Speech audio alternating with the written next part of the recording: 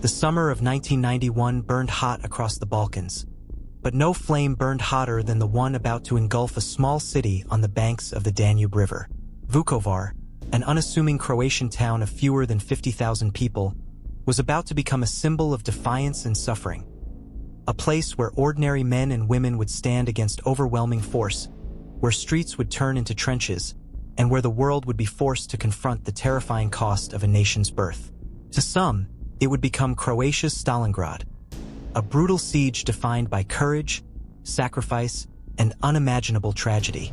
When the first gunshots echoed across Croatia in the spring of 1991, few could imagine how quickly the fragile fabric of Yugoslavia would unravel. For decades, this multi-ethnic federation had balanced Croats, Serbs, Bosniaks, and others in a delicate political dance. But as nationalist movements surged and the federal government weakened, old resentments resurfaced. Croatia declared independence on June 25, 1991, a bold move that Belgrade, dominated by Serbian leader Slobodan Milosevic, refused to accept. Tensions that had simmered for years now threatened to erupt into full-scale war. Vukovar's location made it a prize and a target. Perched on the eastern edge of Croatia, just across the Danube from Serbia, the city was a gateway into Croatian territory. Whoever controlled Vukovar controlled the approach to the interior. For the Yugoslav People's Army, JNA, still heavily influenced by Belgrade, taking the city would send a clear message that Croatian independence was doomed. For Croatia's fledgling government and the defenders of Vukovar, holding the city meant more than survival. It meant proving that Croatia could stand on its own. But Vukovar was no fortress. Its defenders were a patchwork of Croatian National Guard units, local police, and hastily organized volunteers. Many were farmers, factory workers, or students who had never fired a weapon before. They faced a professional army equipped with tanks, heavy artillery, and air support. The imbalance was staggering. And yet, as Serbian paramilitaries gathered across the river and JNA forces encircled the city, the people of Vukovar prepared to fight.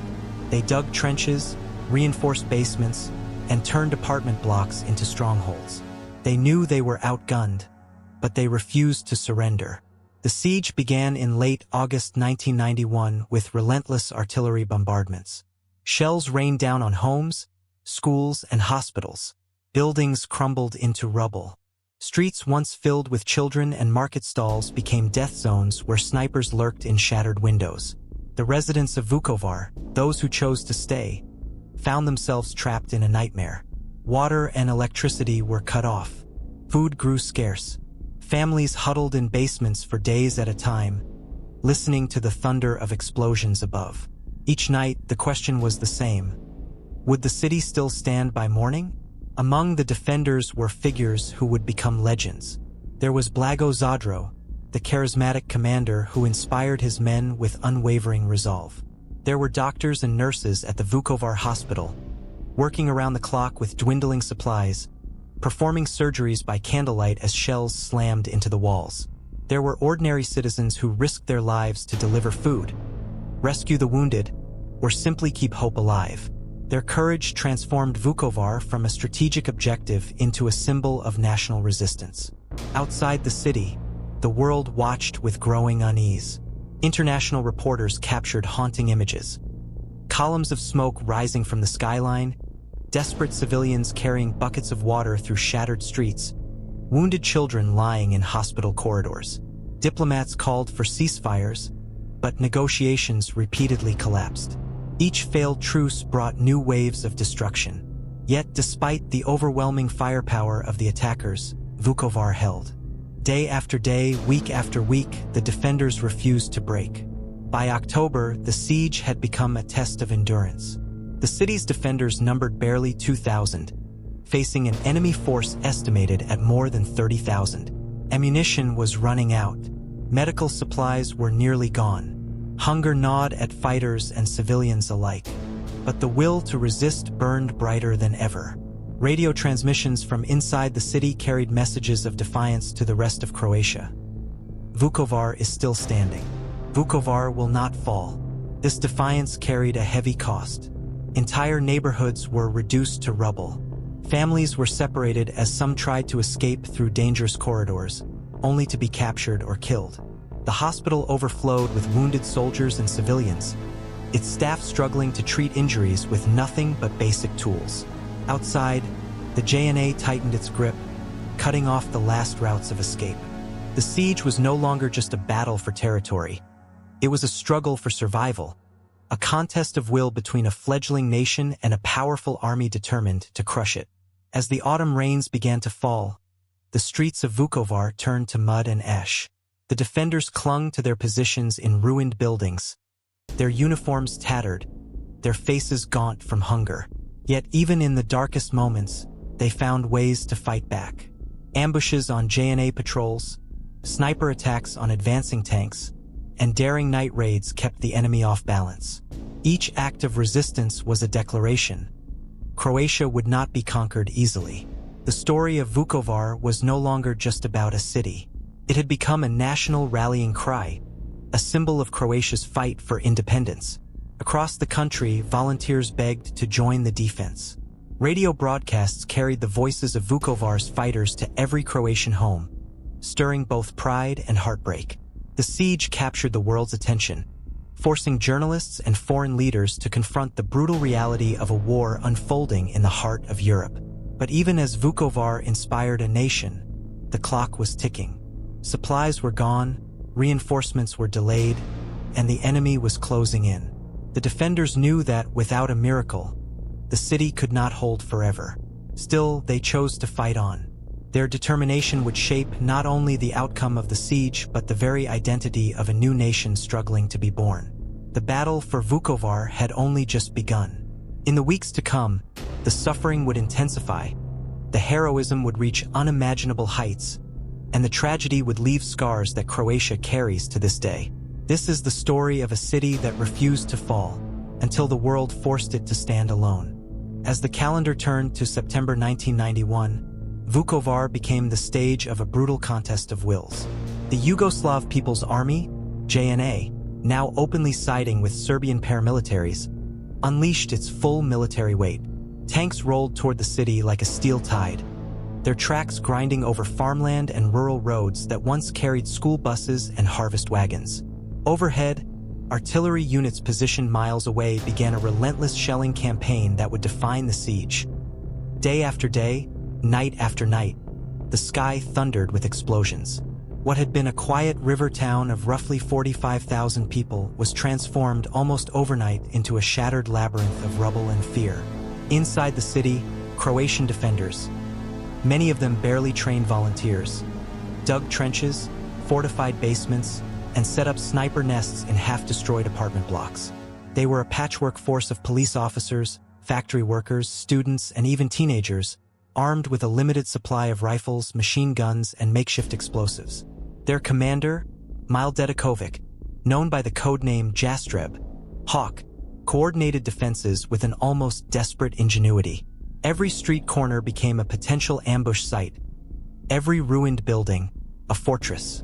The defenders knew they were outnumbered and outgunned, but they also knew surrender would mean annihilation. The JNA, for its part, fielded an overwhelming array of equipment. Soviet-designed T-55 tanks, heavy artillery, mortars, and rocket launchers. They were supported by Serbian paramilitary groups whose names, such as the White Eagles and the notorious Arkon's Tigers, would later become synonymous with terror. Yet the Croatian fighters adapted quickly. They used Molotov cocktails against tanks, set traps in narrow streets, and relied on intimate knowledge of the city's layout to outmaneuver larger forces. Vukovar became a deadly chessboard, with each block contested meter by meter. For the civilians, survival became an everyday calculation. Families huddled in basements lit by candles and the occasional battery-powered lamp. Water lines were severed early in the siege, forcing residents to collect rainwater or risk sniper fire to reach the Danube for muddy, contaminated water. Food supplies dwindled to almost nothing. Mothers rationed breadcrumbs and powdered milk, while elderly residents often went days without a proper meal. Hospitals overflowed with the wounded. Doctors and nurses worked around the clock with dwindling medicine, performing surgeries by flashlight while artillery shells shook the walls. Radio Vukovar emerged as the city's lifeline to the outside world. Broadcasts by journalists like Sinisa Glavasevic delivered updates, pleas for help, and haunting reflections on the human cost of war. His calm voice, transmitted from a besieged studio surrounded by fire and ruin, carried both hope and despair. Each message reminded listeners across Croatia, and beyond, that Vukovar was still holding out. Vukovar is not just a city, Glavasevic declared in one of his final reports. It is a symbol of Croatian resistance. International reactions, however, were agonizingly slow. News footage of bombed-out streets and terrified civilians did reach global audiences, but diplomatic responses remained largely limited to statements of concern. The European community called for ceasefires that repeatedly collapsed within hours. United Nations envoys arrived, negotiated temporary truces, and left as soon as shelling resumed. To the defenders and civilians inside Vukovar, these efforts felt like distant echoes, well-meaning words drowned out by the roar of artillery. By late September, the siege intensified into a full-scale war of attrition. JNA forces encircled the city, cutting off all supply routes. Attempts by Croatian forces outside Vukovar to break the blockade failed repeatedly, despite daring nighttime raids and small-scale offensives. Each failure tightened the noose. Ammunition stocks dwindled to critical levels. Fighters often carried only a handful of bullets into battle, forced to scavenge weapons from fallen enemies. Some defenders resorted to using hunting rifles or even World War II-era weapons hidden in family attics. Yet morale remained remarkably resilient. Residents painted Croatian flags on the walls of ruined buildings, while children, those who had not been evacuated, played improvised games in dark shelters, trying to maintain some semblance of normal life. Weddings were held in basements, symbolizing defiance. Priests and imams offered prayers side by side, a quiet testament to the city's multi-ethnic spirit, even as nationalist hatred raged beyond the front lines. Vukovar's population included Croats, Serbs, Hungarians, and others, and for many residents, the siege was not only a fight for survival, but also a desperate attempt to preserve the coexistence that had once defined their home. October brought even heavier bombardments. Entire neighborhoods disappeared under relentless shelling. Factories, schools, and centuries-old churches were reduced to skeletal ruins. The city's historic Baroque architecture crumbled under the impact of thousands of artillery rounds. Fires burned uncontrollably, painting the night sky an ominous orange. Survivors described the sound of shells as a constant heartbeat of destruction, an unending rhythm that made sleep almost impossible. One of the siege's most harrowing episodes unfolded at the city hospital. Despite repeated appeals for safe passage for the wounded, the building itself became a target. Windows shattered from nearby blasts, and medical staff worked in blood-streaked corridors while patients lay on stretchers in crowded hallways. Stories emerged of surgeons operating without anesthesia, of mothers giving birth amid gunfire.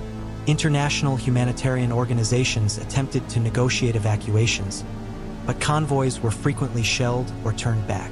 By early November, the situation reached a breaking point. The defenders were exhausted, supplies were nearly gone, and communication with the outside world had become sporadic. Still, they fought on, turning every intersection into a trap for advancing tanks. Dedikovic and other commanders pleaded for reinforcements, but Croatian forces elsewhere were stretched thin, engaged in battles across the fledgling nation. The government in Zagreb faced a cruel dilemma: attempt a risky breakout that might fail catastrophically, or conserve resources for the wider war effort. Inside Vukovar, the psychological toll was immeasurable. Parents whispered to their children about evacuation that might never come. Fighters wrote farewell letters, hiding them in walls or burying them in the rubble, uncertain if anyone would ever read their words. The Danube River, once a source of life and commerce, now carried the echoes of artillery across its dark waters. Even nature seemed to mourn. Trees stood blackened and leafless, and flocks of birds avoided the burning city. As November advanced, the JNA prepared for a final offensive. Massive artillery barrages preceded tank assaults aimed at splitting the defenders into isolated pockets. Croatian fighters, though desperate, continued to resist with almost mythical tenacity. They moved through sewers to strike behind enemy lines, detonated explosives under advancing tanks, and refused repeated calls to surrender. International journalists who managed to slip into the city described scenes reminiscent of Stalingrad. Block-by-block combat, civilians living in subterranean darkness, and an atmosphere thick with smoke and resolve. Yet the imbalance of power could not be ignored forever. The defenders were running out of food, water, and ammunition. Each day brought new casualties, and the hospital, once a symbol of endurance, had become a grim monument to human suffering. Outside the city, Croatian forces were unable to break through the JNA encirclement. The people of Vukovar faced an agonizing question. How long could they hold on, and at what cost? This second act of the siege set the stage for a final, devastating climax. Vukovar's streets, once alive with the sounds of markets and music, were now a wasteland of shattered walls and unburied dead. And yet, amid the ruins, the will to resist still flickered. The world would soon witness whether that flicker could survive the storm that was about to break. By mid-November 1991, the Siege of Vukovar had become a brutal contest of endurance. After nearly 3 months of continuous bombardment, the city was a shadow of its former self, an apocalyptic landscape where life clung to existence among the ruins. Streets were buried beneath collapsed buildings.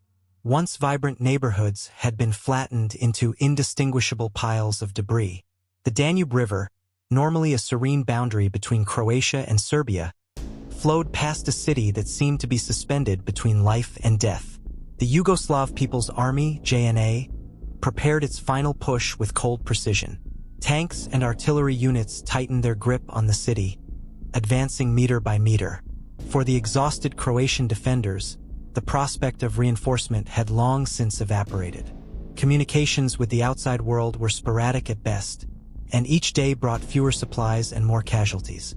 Those who remained inside the city, soldiers and civilians alike, faced the unthinkable choice of surrender or annihilation. Commander Mile Dedikovic and his lieutenants clung to whatever tactical advantages remained. They redeployed fighters through a network of tunnels and sewers, setting ambushes in half-destroyed apartment blocks and booby-trapping intersections. Every ruined factory and shattered school became a fortress. Yet the defenders knew the end was near. Ammunition stocks were nearly gone. Some fighters carried a single magazine for their rifles. Others were reduced to scavenging weapons from the fallen. The final offensive began with an unprecedented bombardment. For hours, hundreds of artillery pieces rained shells on the city, shaking the ground and deafening anyone still alive in the basements below. Witnesses described the assault as a continuous roar, an earthquake of steel and fire that seemed to last forever. Buildings that had somehow survived the previous months finally crumbled into dust. Fires raged out of control, painting the sky in hues of orange and black. When the shelling ceased, JNA tanks rolled forward, their advance supported by Serbian paramilitaries eager to claim the prize. Croatian fighters responded with every weapon they had left: Molotov cocktails, grenades, even improvised explosive devices, but the imbalance of power was overwhelming. Tanks crushed barricades of rubble and burned out cars. Infantry units moved methodically, clearing house after house, often engaging in brutal hand-to-hand combat. Inside the besieged hospital, the atmosphere was surreal. Doctors and nurses worked in blood-stained corridors, treating the wounded under constant threat of shelling. Operating rooms functioned without electricity, illuminated only by flashlights or candles. Medical supplies were exhausted. Surgeons performed amputations without proper anesthesia. Patients lay on mattresses in hallways, their moans echoing through the smoke-filled air. International humanitarian organizations had begged for safe evacuation, but convoys were repeatedly delayed or turned back. The hospital, meant to be a sanctuary, had become a final refuge and a future target. Despite the chaos, Radio Vukovar continued to broadcast until the very end. Journalist Sinisa Glavasevic delivered haunting reports that captured both the tragedy and the unyielding spirit of the defenders. His calm, deliberate voice contrasted sharply with the thunder of artillery outside. In one of his final messages, He spoke not of politics or military strategy, but of love for the city itself. Vukovar will live forever. It must, because it is not made of stone and steel, but of the hearts of its people. Those words, transmitted to a world watching in horror, would become immortal. On November 18th, after 87 days of relentless siege, the defense finally collapsed. Exhausted, starving, and out of ammunition, the last Croatian fighters laid down their arms. Some units attempted breakout maneuvers through the sewers or across the Danube, but most were either captured or forced to surrender. For many defenders, surrender was not a guarantee of survival. Serbian paramilitaries, enraged by the fierce resistance, took brutal revenge on prisoners. The hospital, which housed hundreds of wounded soldiers and civilians, became the site of one of the war's darkest atrocities. JNA forces and Serbian paramilitaries entered the building under the pretext of evacuation. Patients, medical staff, and captured fighters were separated into groups. Over 260 people were taken to a nearby farm at Ovkara, where they were tortured and executed. Mass graves would later reveal the scale of the massacre, shocking even a war-weary world. The civilian population faced its own nightmare. Those who survived the siege were rounded up and forced into displacement. Thousands were expelled from their homes and sent to refugee camps across Croatia or into exile. Families were torn apart in the chaos of forced evacuations. Children were separated from parents. Elderly residents disappeared without trace. Serbian forces systematically looted the city, stripping homes of valuables and burning what they could not carry. The fall of Vukovar reverberated far beyond its ruined streets. News of the siege and the atrocities committed in its aftermath galvanized international opinion. Images of mass graves, bombed hospitals, and starving civilians finally shattered the illusion that the Yugoslav conflict could be contained or ignored. While diplomatic efforts had failed to prevent the tragedy, the global outcry after Vukovar forced a reckoning. Human rights organizations documented the crimes in painstaking detail, laying the groundwork for future war crimes tribunals. For Croatia, the loss of Vukovar was both a devastating defeat and a rallying cry. The city became a national symbol of sacrifice, resilience, and identity. Politicians in Zagreb invoked Vukovar's name in speeches demanding international recognition of Croatian independence. Soldiers on other fronts swore to avenge the fallen. Across the country, murals and memorials began to appear almost immediately, ensuring that the story of the siege would not fade into silence. Yet, for those who had lived through the ordeal, symbolism was a poor substitute for survival. Survivors carried deep psychological scars. Children who spent months in basements grew up with nightmares of artillery fire. Parents mourned children lost to shelling or forced displacement. Fighters who had defended the city to the last bullet often returned to civilian life haunted by memories of comrades executed after surrender. Internationally, the siege exposed the fragility of post-Cold War diplomacy. European community mediators, criticized for their inability to stop the violence, faced questions about the effectiveness of their interventions. The United Nations, which had dispatched envoys but failed to prevent atrocities, became the target of bitter condemnation from survivors and human rights advocates. Vukovar highlighted the limits of peacekeeping when confronted with determined aggressors and a world hesitant to act decisively. The physical destruction of Vukovar was almost total. Historic Baroque buildings were reduced to rubble. The iconic water tower, riddled with bullet holes and artillery scars, stood as a battered monument to the city's ordeal. Factories, schools, and cultural landmarks were gone. What remained was a wasteland littered with unexploded shells, burned-out vehicles, and the silent testimony of mass graves. Reconstruction would take decades. Emotional healing would take even longer. Despite the devastation, the spirit of Vukovar endured. Survivors who returned in the years after the war found a city scarred but unbroken. They rebuilt homes from ruins, reopened schools in temporary buildings, and organized annual commemorations of the siege. Each November, tens of thousands of Croatians walk in a solemn procession known as the Memory Column, retracing the path from the hospital to the site of the Ovkar massacre. Candles line the streets, illuminating the night in remembrance of those who never came home. The story of Vukovar's fall is more than a chronicle of military defeat. It is a narrative of human resilience under unimaginable pressure. It reveals the capacity for both cruelty and courage, for calculated violence and selfless sacrifice. While the JNA captured the city, they could not extinguish the meaning Vukovar had acquired. For Croatians, it became a symbol of national identity, a Croatian Stalingrad, where ordinary people stood against overwhelming odds and etched their struggle into the collective memory of a nation. Even today, the lessons of Vukovar resonate. The siege remains a stark reminder of the cost of unchecked nationalism and the fragility of peace. It challenges the world to remember that behind every headline about war are ordinary people. Families, doctors, teachers, children, whose lives are forever altered by decisions made in distant capitals. And it underscores a haunting truth.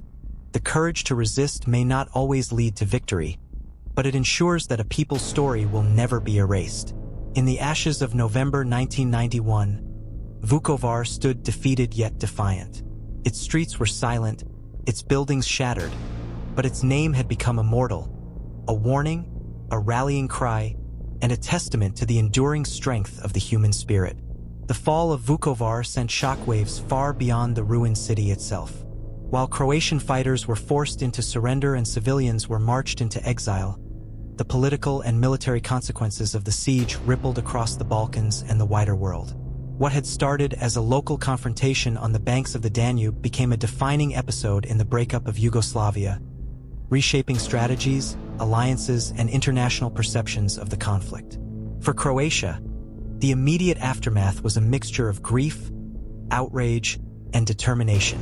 News of the massacre at Vukovar farm spread quickly, despite efforts by the Yugoslav People's Army, JNA, and Serbian paramilitaries to conceal the killings. Survivors smuggled out testimony of executions, beatings, and disappearances. Croatian media broadcast interviews with refugees who described being herded onto buses, separated from loved ones, and driven into Serbian-held territory. The sheer brutality of the operation left no doubt that Vukovar was not merely a military defeat. It was an atrocity that demanded justice.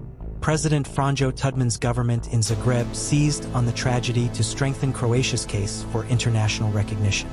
Until November 1991, many Western capitals had hesitated to acknowledge Croatian independence, fearing it might encourage further fragmentation of Yugoslavia. But the images of mass graves, bombed hospitals, and emaciated civilians from Vukovar changed the political calculus.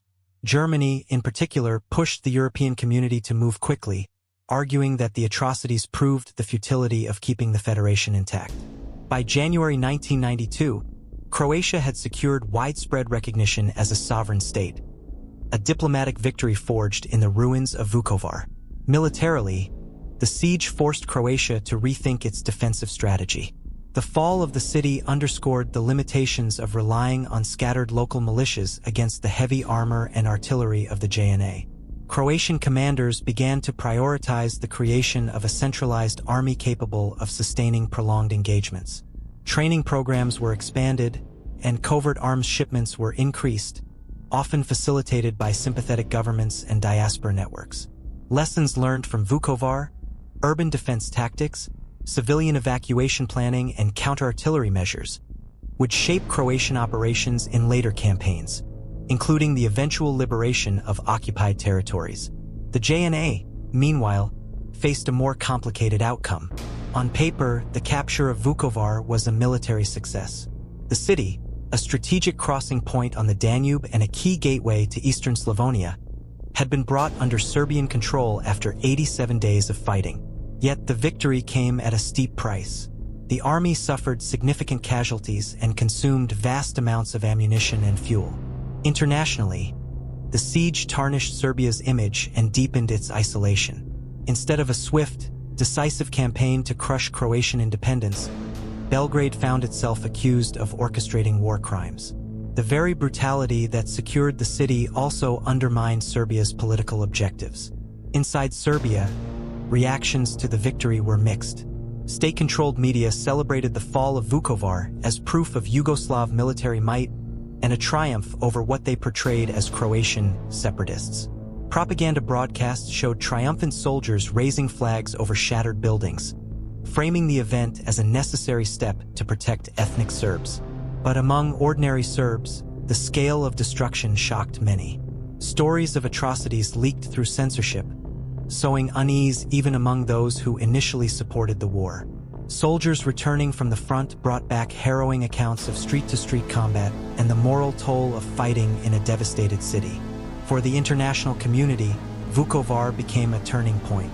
Western governments, previously reluctant to intervene, could no longer deny the scale of the humanitarian catastrophe unfolding in the Balkans. Journalists who had risked their lives to report from the besieged city provided vivid evidence of deliberate shelling of civilian targets, violations of the Geneva Conventions, and systematic ethnic cleansing. Human rights organizations compiled detailed reports on massacres, forced deportations, and the targeting of hospitals. These documents would later serve as key evidence for the establishment of the International Criminal Tribunal for the former Yugoslavia, ICTY, one of the first war crimes courts created since Nuremberg.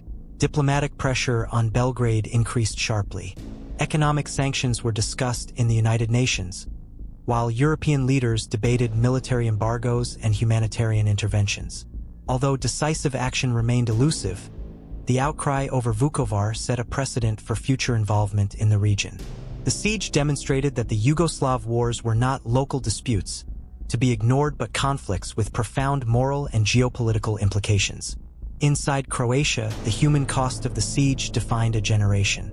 Tens of thousands of refugees flooded into cities like Osijek and Zagreb, overwhelming aid agencies and straining resources. Families were forced to start over with nothing but the clothes they carried. Many survivors struggled with trauma, nightmares of artillery barrages, memories of loved ones lost to shelling or executions, and the lingering fear that the violence could spread. The government organized counseling services and relocation programs, but emotional wounds ran deep. Entire communities were uprooted, their social fabric torn apart. Despite the suffering, the story of Vukovar became a cornerstone of Croatian national identity. Schools taught children about the heroism of the defenders, and public ceremonies honored those who had fallen.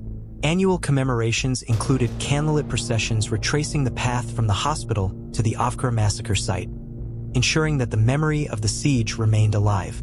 Artists, writers, and filmmakers turned the tragedy into poems, novels, and documentaries. Vukovar was not just a city.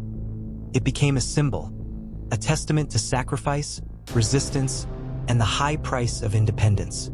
The process of rebuilding Vukovar was slow and politically charged. When Croatian forces finally regained control of eastern Slavonia in 1998, they inherited a city in ruins. Mines littered the countryside, infrastructure lay in rubble, and many Serb residents feared retaliation. International peacekeepers supervised the transition, while Croatian authorities launched ambitious reconstruction projects. The iconic water tower, still riddled with bullet holes, was left standing as a deliberate reminder of the siege. Streets were repaved, schools reopened, and new housing projects sought to lure displaced residents back. But beneath the fresh paint and new roofs, scars remained, both physical and psychological. Efforts to bring perpetrators to justice unfolded over decades. The ICTY indicted several JNA officers and Serbian paramilitary leaders for crimes committed during the siege. Trials in The Hague documented gruesome details of the Vukovar massacre, the targeting of civilians, and the systematic destruction of the city. While some commanders received long prison sentences, many survivors felt justice was incomplete. Key figures escaped prosecution, and political debates in Serbia and Croatia often revived old grievances rather than fostering reconciliation. The memory of Vukovar also complicated post-war relations between Croats and Serbs. In Croatia, the siege was remembered as an act of aggression and martyrdom. In parts of Serbia, nationalist narratives downplayed or justified the violence. Attempts at reconciliation faced obstacles from competing historical interpretations, political opportunism, and the deep emotional scars left by the war. Joint commemorations and cross-border dialogues occasionally offered glimmers of hope, but progress was slow and fragile. Yet amid the bitterness, there were acts of quiet courage. Survivors from both sides sometimes met privately to share stories, acknowledge suffering, and mourn the dead together. International NGOs sponsored cultural exchanges, art projects, and youth programs aimed at building bridges across ethnic divides. These small gestures, though often overlooked, carried profound symbolic weight. They suggested that even in the aftermath of unspeakable violence, the human capacity for empathy and understanding endured. Today, Vukovar stands as both a warning and an inspiration. The rebuilt city, with its restored churches, schools, and markets, bears little resemblance to the wasteland of 1991. Yet the bullet-scarred water tower remains, illuminated at night as a beacon of remembrance. Museums and memorial centers document the siege with painstaking care, preserving artifacts from the war, fragments of shrapnel, personal diaries, and the last broadcasts of Radio Vukovar. Visitors walk through exhibits in silence, confronted by the human cost of nationalist ambition.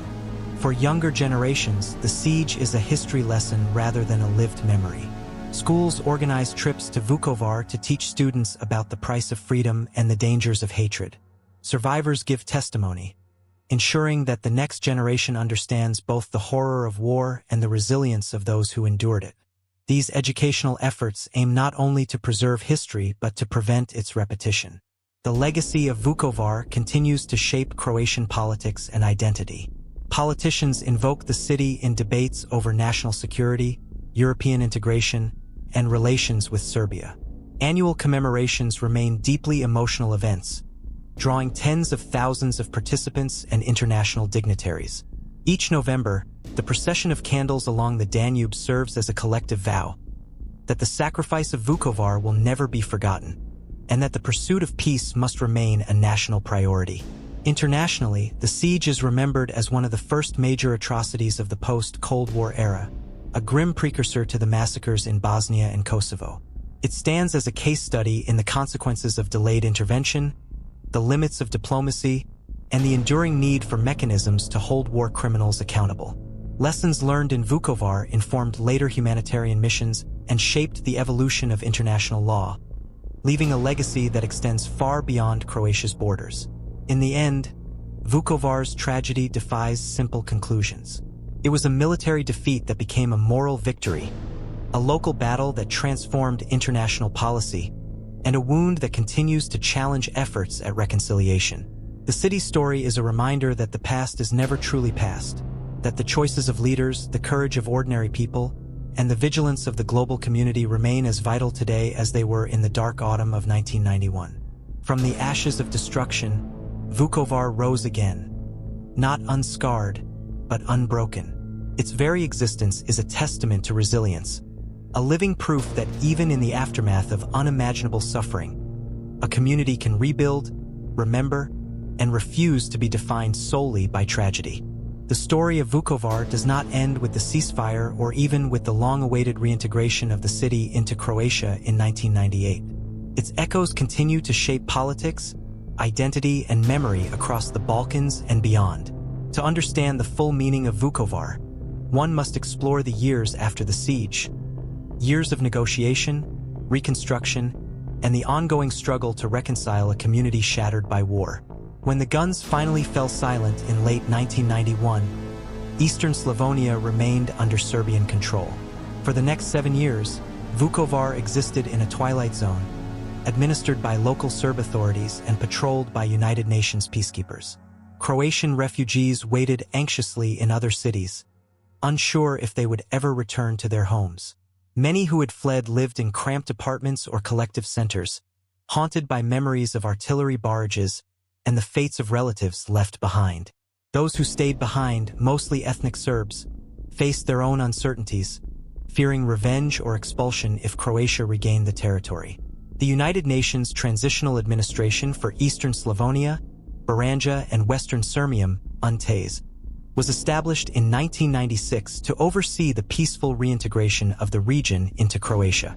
It was a bold experiment in post-war governance, a civilian mission with a mandate to demilitarize the area, protect human rights, and prepare for local elections. UN officials worked tirelessly to build trust between Croats and Serbs, supervising the disarmament of militias and mediating disputes over property and citizenship. Progress was fragile. Sporadic violence, political provocations, and lingering resentment threatened to derail the process. Yet through patient diplomacy and the determination of local leaders, reintegration was achieved without renewed bloodshed, a rare success in the bloody history of the Yugoslav Wars.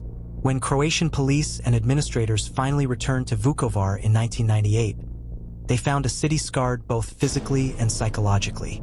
Entire neighborhoods were rubble. Factories that once powered the local economy lay in ruins or had been stripped of machinery. Schools and hospitals required extensive repairs. Mines and unexploded ordnance littered the countryside, making reconstruction perilous. International donors provided funds for rebuilding infrastructure, while Croatian authorities launched ambitious housing projects to accommodate returning refugees. But rebuilding the city's physical landscape was easier than healing its social fabric. Croats and Serbs who had once been neighbors now viewed one another with suspicion, their relationships poisoned by memories of siege and massacre. Mixed marriages had been torn apart. Friendships forged over decades were shattered by wartime betrayals or by the simple fact of having fought on opposite sides.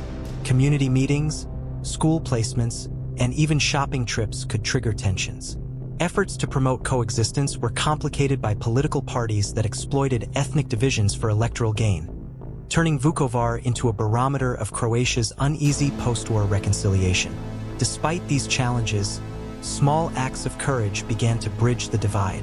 Teachers introduced integrated classrooms where children of different backgrounds could learn together. Youth groups organized joint cultural events, sports tournaments, and art projects to encourage dialogue.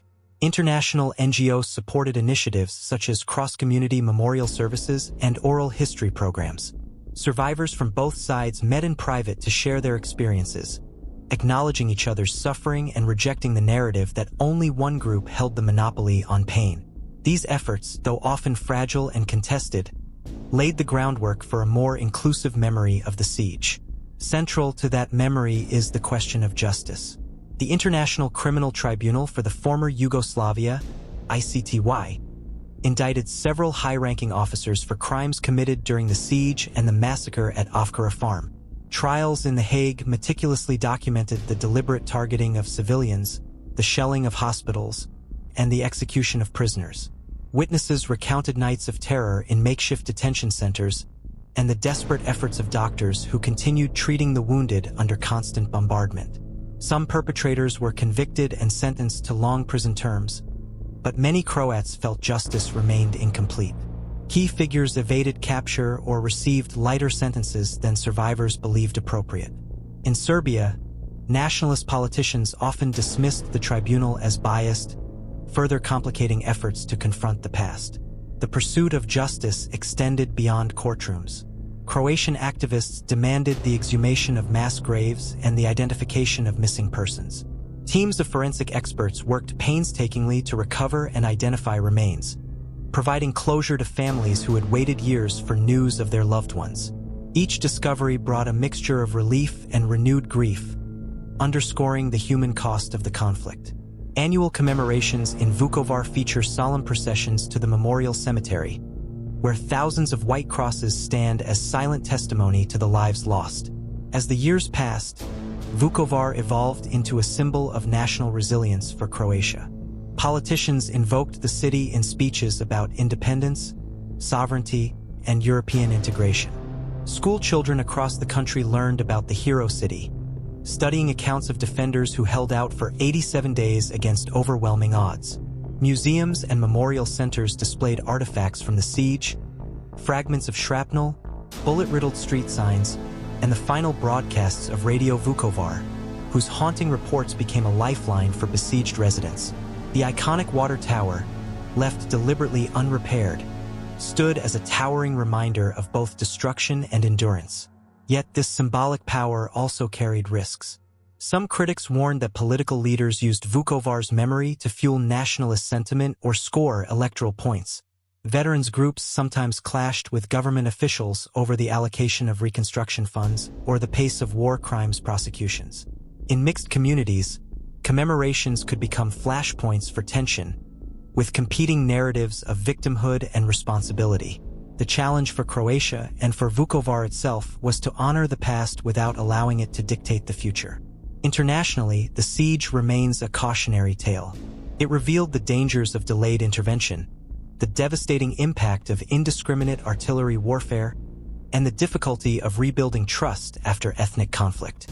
Lessons drawn from Vukovar influenced later humanitarian missions in Bosnia, Kosovo, and beyond. Diplomats and peacekeepers studied the UNTAES model as a rare example of successful post-war reintegration. Human rights advocates cited the ICTY's work as proof that even complex conflicts could produce accountability. For the people of Vukovar, however, these geopolitical lessons are secondary to the daily reality of living with memory. Walk through the city today and you will see a landscape where past and present coexist. Newly renovated homes stand beside buildings still scarred by shellfire. Children play soccer in parks once used as artillery positions. Cafes bustle with life, yet memorial plaques on street corners silently recall those who never returned. The Danube flows peacefully past the city's edge, a natural border that once carried refugees and smuggled supplies during the siege. Visitors often remark on the quiet dignity of the people they meet. Shopkeepers and taxi drivers speak of the war with a mix of pride and sorrow, emphasizing both the heroism of the defenders and the need to move forward. Survivors tell their stories not to dwell on hatred, but to ensure that younger generations understand the price of freedom. School groups from across Croatia and neighboring countries tour the memorial sites, guided by former fighters and witnesses who stress the importance of dialogue and tolerance. In this way, Vukovar has become more than a place. It is a living classroom, a repository of lessons about courage, loss, and the fragility of peace. It teaches that wars are not fought only by soldiers, but by entire communities, that civilians often bear the heaviest burden, and that the work of reconciliation is never finished. The city's experience challenges simplistic narratives of victory and defeat, reminding us that true triumph lies not in the conquest of territory, but in the rebuilding of trust. As Croatia continues its journey within the European Union, Vukovar serves as both a warning and an inspiration. It warns of how quickly neighbor can turn against neighbor when fear and nationalism take hold. It inspires by showing that even after immense destruction, a society can rebuild, reclaim its dignity, and strive for a shared future. The bullet holes may fade, but the lessons endure. The Siege of Vukovar will forever stand as Croatia's Stalingrad, a place where ordinary people faced overwhelming odds and refused to surrender their identity. Their courage forced the world to take notice and ultimately hastened Croatia's recognition as an independent state. Their suffering gave rise to international justice mechanisms that continue to influence global law. And their determination to rebuild offers hope to conflict zones everywhere that healing, though painful and slow, is possible. As night falls over the Danube, the city lights reflect on the river like flickering candles. The restored streets are quiet, but the past whispers through every stone. Vukovar's story is not merely one of war. It is a story of survival, of memory, and of the enduring human will to endure, rebuild, and remember. If you found this journey through history compelling, help keep these stories alive. Subscribe to the channel, share this video, and join the conversation in the comments. What lessons do you think Vukovar offers the world today? Your voice ensures that the sacrifices of the past continue to teach future generations.